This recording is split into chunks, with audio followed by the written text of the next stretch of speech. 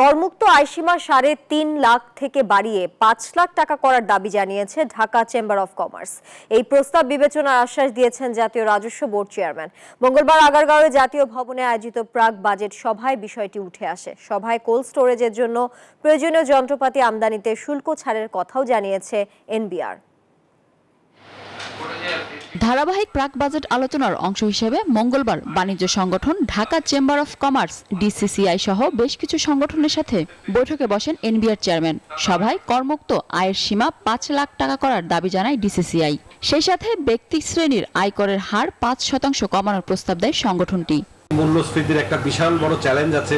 Lower ইনকামদের উপরে আমাদের একটা আপনার যে ৩.৫ লক্ষ টাকার একটা ক্যাপ আছে, ওটাকে আমরা ৫ লক্ষ পর্যন্ত করে অ্যাটলিস্ট ২-৩ বছরের জন্য যাতে ওই ইনকাম লেভেলের মানুষরা একটু রেহাই পায়। এনবিআর চেয়ারম্যান বলেছেন, এখনই করমুক্ত আয়সীমা ৫ লাখ করার সুযোগ না থাকলেও তা কিছুটা বাড়ানো হতে পারে, তবে ব্যক্তির আয়করের হার কমানোর কোনো সুযোগ নেই।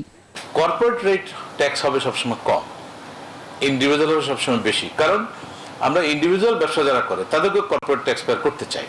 কর্পোরেট কালচার যদি তৈরি না হয় তাহলে কিন্তু generation after generation business flow করবে না। দেশ জুড়ে তোলপাড় ওয়ালটন ফ্রিজ কিনে আপনিও হয়ে যেতে পারেন মিলেনিয়ার। আমার মনে হয় না যে 30% রেটকে কমানো উচিত। আপনি যদি আশেপাশের দেশগুলোতে দেখেন, ইভেন ইন্ডিয়াতেও 30% ইন্ডিভিজুয়াল ট্যাক্স, আর ডেভেলপ কান্ট্রিগুলোতে যদি যান সেখানে তো অ্যাজ হাই অ্যাজ এখনো 50-55% রেট কিন্তু আছে। আলোচনায় কোল্ড স্টোরেজকে শিল্প হিসেবে বিবেচনায় নিয়ে এ খাতে প্রয়োজনীয় যন্ত্রপাতি আমদানিতে শুল্ক ছাড় চায় কোল্ড স্টোরেজ অ্যাসোসিয়েশন।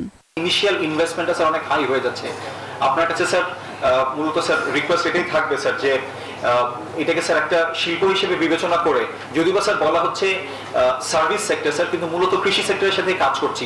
এইগুলো যদি আমরা সত্যিকার অর্থে প্রিজার্ভ করতে পারি তাহলে কিন্তু আলটিমেটলি উপকার কিন্তু জনগণের হবে। সুতরাং আমরা এটা দেখব। বাজেটে তামাকজাত পণ্য ও সিগারেটের সম্পূরক শুল্ক বাড়ানোর দাবি জানিয়েছে anti tobacco media alliance. Mina Ferdous, news 24, Dhaka.